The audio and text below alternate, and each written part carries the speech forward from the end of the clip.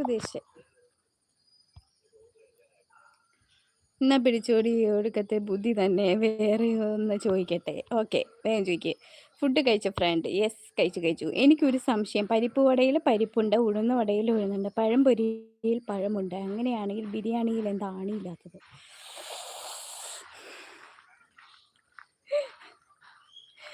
ചേട്ടായി ചേട്ടായി ഷോർട്സാ? ഷോർട്സാണോ?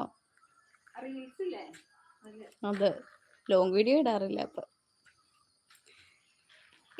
എനിക്കൊരു സംശയം. പരിപ്പ് വടയിൽ പരിപ്പുണ്ട്, ഉഴുന്ന് വടയിൽ ഉഴുന്നുണ്ട്, പഴംപൊരിയിൽ പഴമുണ്ട്. അങ്ങനെ എന്തുകൊണ്ട് ബിരിയാണിയിൽ ആണിയില്ലാന്ന്? എന്തുകൊണ്ട് അറിയാമോ? എനിക്കറിയില്ല റോഷ, നീ പറ.